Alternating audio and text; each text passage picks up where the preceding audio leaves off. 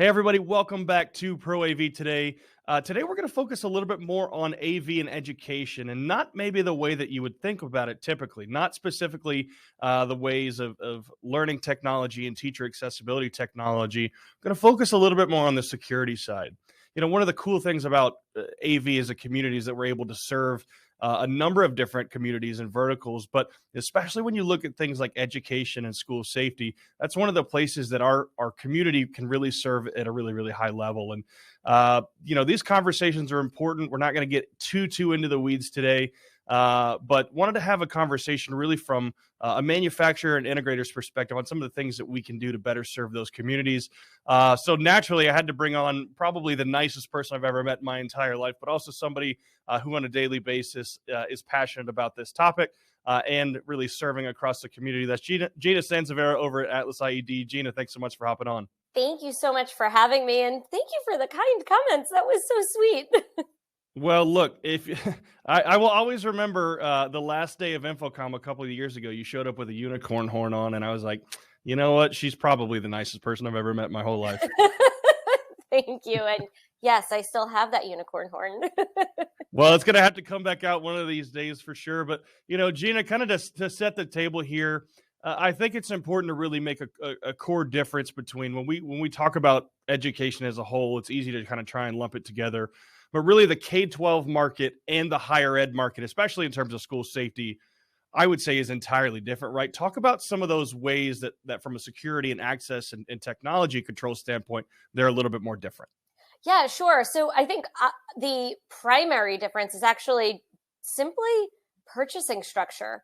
The purchasing structure for K-12 versus higher ed, whether that college or university is public or private, are completely different.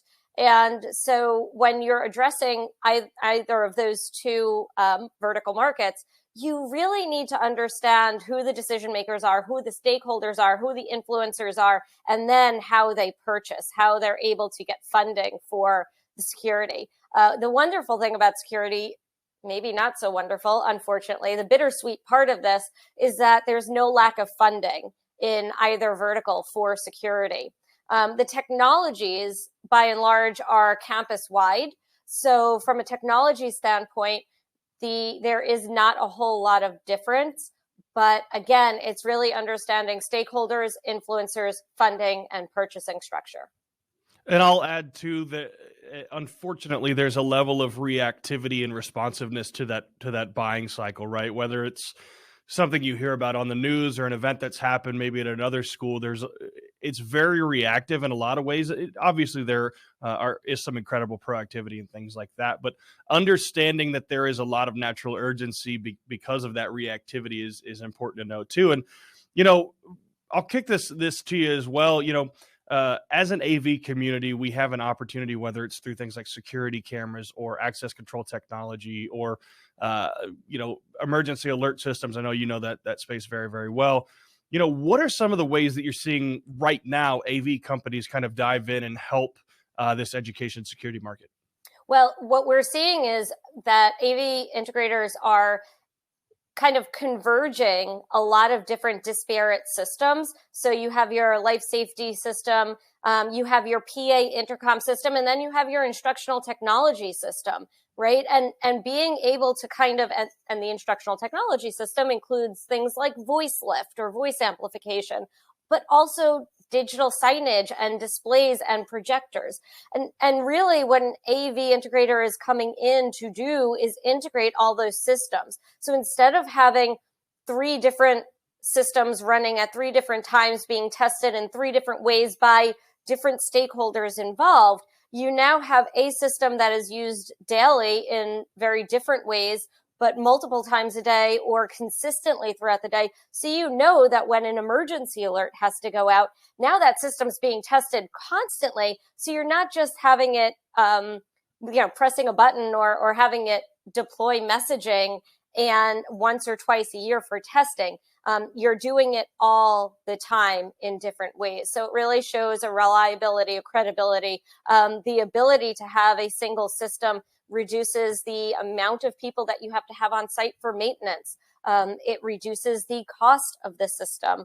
And the total cost of ownership is something that schools really have to look at, because parts of these systems are not generally upgraded very often. If you think about speakers and things like that, unfortunately, speakers are not part of a standard 7 to 10 year life cycle renewal. They can sometimes stay in a school for 20 years. I bet you that the high school up the road from here, where I went to school, still has the same speakers in it that it had when I was there, before I graduated. So yeah, I mean, the AV systems integrator is coming in with that skill set to be able to converge all of those disparate systems. And it's so interesting too, and we see this really across AV, where as we're breaking into some of these newer markets, you talked about it a second ago, the decision makers look a little bit different. Typically, when you talk about security, that's not normally something that falls on the AV guy who sets up the broadcast studio at the main corporate headquarters, or at the school headquarters. It normally falls on the IT, the technology, and even and a lot of times like the school resource officer and some of the police organizations. How does that, especially when you start looking at operation within some of those police organizations and safety training organizations, how important is that to consider, especially from an integrator standpoint? How important is that to consider early in the buying process? Oh, the integrator should look at the SRO, the superintendent from a K-12 standpoint, the SRO, the superintendent, the facilities and operations manager, as well as any public or physical safety people on staff to start talking to right away. Again, they know where the funding is. They understand the urgency there. AV is not as well funded, unfortunately, on the instructional technology side. So you really want to get those key stakeholders from the securities and operations and facility side in early. And I will tell you that the superintendents are going to be very important here. They're going to make that push for the Board of Education to get that funding, or to grant writers to start pursuing different areas of funding. So super, super important for an AV integrator to identify those stakeholders like immediately. Well, so kind of to follow up on that a little bit, the decision is oftentimes made by the superintendent, by the board of educators, that something needs to be done, right? But the channel looks a little bit different in maybe the education markets, especially when you start talking about the facility side. The buying channel looks a little bit different. I don't want to get too crazy on the sales and lead generation side, but how, as an integrator or an installer, do you find a gig like this, right? It's if I'm a superintendent that knows nothing about AV or IT or connectivity or safety, I probably am not going to go to an integrator first, right? Especially an AV integrator. How as an integrator can you work almost backwards to build that relationship with those schools? So I think what we're doing is we're partnering with a lot of integrators to help educate K-12 decision makers and stakeholders. The technology, deep dive into technology, is not the way to get your foot in the door. The IT speak kind of shuts that conversation down pretty quickly if you have a superintendent on the phone. However, if you're able to educate this person about how the technologies that they already have, or an upgrade to the technologies that they already have, can enhance school safety, and the number one tool in your toolbox when it comes to safety, life safety and saving lives, is your PA system. Now they start listening, right? So partnering with your manufacturer from an integrator standpoint, I would say partnering with your manufacturer to educate the K-12 users.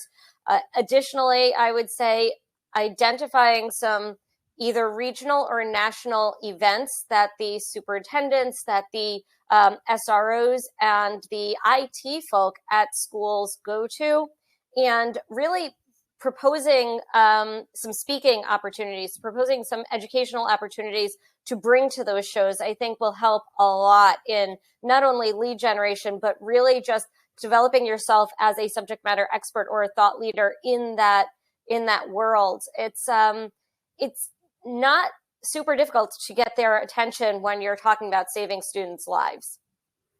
Agreed, and it's a conversation really that we're having across the world right now. Because at the end of the day, look, almost everybody in AV is a parent of some kind, is a spouse of some kind, or has or either knows somebody that's currently in school. So it's important to have these conversations and to flip a little bit more to the school facing side. Say you're a school who's really begun a lot of these conversations. What do you say to a school that's just looking to start and really doesn't have a whole lot right now in building from scratch? What do you say to those people? We can take a phased approach. The great thing about technology is that it's so flexible that we don't have to jump in with both feet. We can talk about a phased approach, whether that's building by building to cover a campus or to cover a district, whether that is implementing an on-premise and off-premise solution at different times and then drawing the whole district or campus together.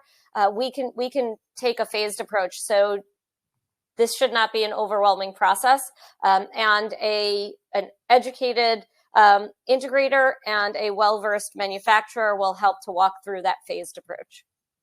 Well, I love that you bring up that phased approach because in some form or fashion, whether phase one was in 1980 or in 2008, there are things that can be done to upgrade existing systems, right? That's often one of the challenges that we tend to find as an AV community is, hey, they have an existing system. They either like it or they've kind of hodgepodge this. How do we even come in without blowing it up and fixing it? But one of the things, and I'll kind of give you the floor here from an Atlas standpoint too, you guys do a great job of collaborating with other tools, right? Whether it's software that they have in place from a security standpoint, or maybe existing speakers, existing systems, rack units, things like that. Talk about the importance of at least for you guys, how important collaboration between actual hardware devices and software devices are. I mean, it's kind of the keystone of what we're doing with school safety, right? It makes it easy for an AV systems integrator to converge those systems when you have products and solutions like ours that will speak nice to those other systems. So if you're talking about, let's go back to that phased approach, right? The school, for example, already has a single wire system in or a Cisco VoIP system in. We can tie right into that for paging, intercom, and emergency notifications. We can put in a digital to analog gateway that will then connect those communications, that routed information to existing analog speakers. So if you can't afford, because it can get expensive, if you can't afford to roll out an IP endpoint in every classroom for microphone or speakers or clock or display, you have that ability to do it in a way that is economical, but also effective and gives you that coherent information reliably and consistently and all at the same time, right? So we do have those kind of, widgets that hold all of those systems together in a really reliable way. Don't forget, AtlasIED, a really big part of what we do is mission critical airport communication systems. And so that credibility, reliability, consistency, mission critical applicability, that is part of our backbone. Well, Gina, I love all the points that you made, and I can attest to this too. You guys are somebody who really walks the walk when it comes to learning about education, making sure that you guys are integrating systems. I know that because you and I have seen each other at some of those shows, whether it's TCEA down here in Texas, ISTE, ASU, GSV.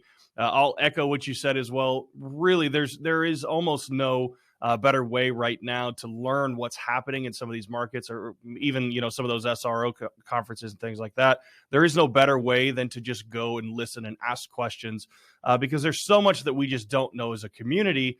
And it's something, like I said, I commend the great work you guys are doing, because you are having those conversations, you're asking the questions, you're working with these people far before there ever a need even necessarily arises. And I want to commend you and thank you so much again for coming on today. Gina Sansivero, the happiest person on earth. Look, this is going to be, we've got to have you on all the time. And it doesn't always have to be about such maybe a morbid topic, but we appreciate you coming on today. And I am so thrilled to be here. I will be on any time you ask. It is my pleasure. Well, don't say that because you're going to end up being like, we're going to start spitballing. You'll end up being a co-host or something one of these days. I love it. I'm going to be there. Awesome. And thank you guys so much for tuning in. We appreciate you. Be sure to tune in next time.